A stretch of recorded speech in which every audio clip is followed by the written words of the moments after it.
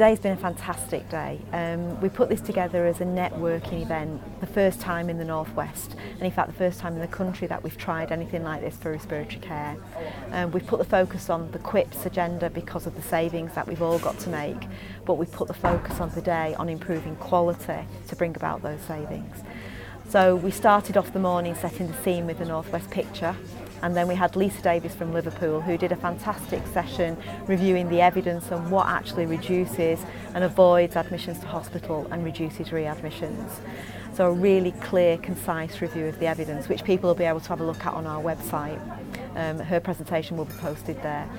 And then we've had sessions on patient and public engagement and how important that is, with very powerful patient videos about their loss of people with COPD and the involvement of patients and carers in pathway design and in materials that we use on a day-to-day basis, and also in our attitude to patients. Then we've had an end-of-life care session with a real focus on what we need to do, how to identify people approaching end-of-life and what interventions we can put in, which may also help to avoid admissions, particularly for people who don't want to die in hospital, the majority of whom want to die at home or in a hospice. And then we've moved on to the data section. So Julia Hickling from Aqua has produced a dashboard of data from all the national data sets from primary and secondary care, so that each PCT and each consortia and eventually each general practice will be able to look at how well they're doing, how they benchmark against their local practices, against PCT commissioning consortia, against other commissioning consortia, and then how they benchmark regionally and nationally. And we're hoping that they'll use that data to go away and have some discussions as a team about what they can do to bring about those quality improvements. Our task overall is about delivering the QIPP agenda for respiratory care, and in particular trying to disseminate the message of the recommendations of the COPD National Strategy discussion document, which will eventually be published in some other form, but the recommendations are likely to remain pretty much the same. So today's meeting has been about raising the QIPP agenda, particularly in the context of admissions and readmissions.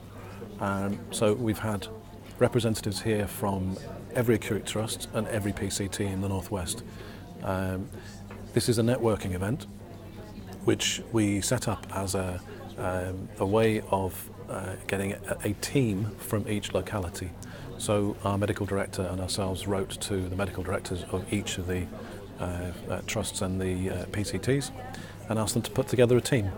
Bring them over to the Reebok, and let's have a meeting where we all talk about what best practice is, and where we then look at where the money's been spent and where it's been wisely spent and where it may not be as wisely spent. What we want to do is have a uniform, clear standard across the Northwest and in fact across the UK. We are using these events, as you'll have seen from the engagement that we got. So this is a wholly innovative way of engaging people. Rather than say, let's have a meeting, come if you want, we'll say, targeting the teams and saying, we want you to come because we want your opinion, and then we want you to go away and we want you to do some work and come back in 6 months and we'll do it again. What we've done on this occasion is about the admissions and readmissions. We're going to have another event about pulmonary rehabilitation and another event about early supported discharge. And previously in November of last year we had an event about oxygen. So it's right across the work streams and pushing the boundaries forward. What we want is for every patient with COPD or any other respiratory disease to expect the same level of care, the same standard of care, regardless of the rank or the training or the setting, either primary or secondary care, nurse, doctor, healthcare assistant.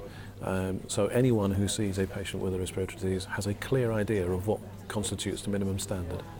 The minimum standard is excellence. We don't want, oh, that'll do.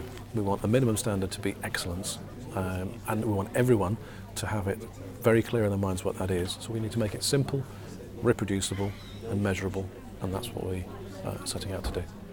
Very pleased to advertised this great event, series of events on clinical best practice days.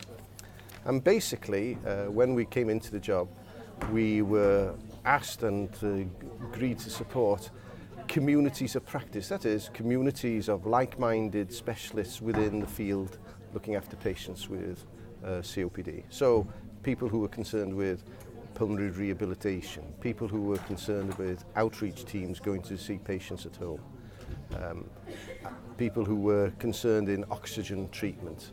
And the aim of the game, if you like, is to actually raise standards to a uniform level, thereby reducing variation, improving care, and actually, as our national strategy says, by doing that we'll not only have better quality but at less cost.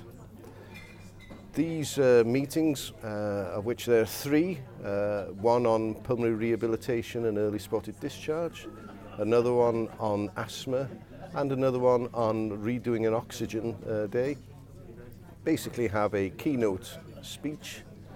They then talk about local data on that particular subspeciality. And then we have a nitty-gritty problem sharing period. So, for example, in oxygen, how you drag away some oxygen therapy from someone who's really reluctant to give it up. How do we stop this? How do we give oxygen to someone who's gone home to die and yet wants to go home to die, smoke, but continue to smoke, and is at risk to himself and to others.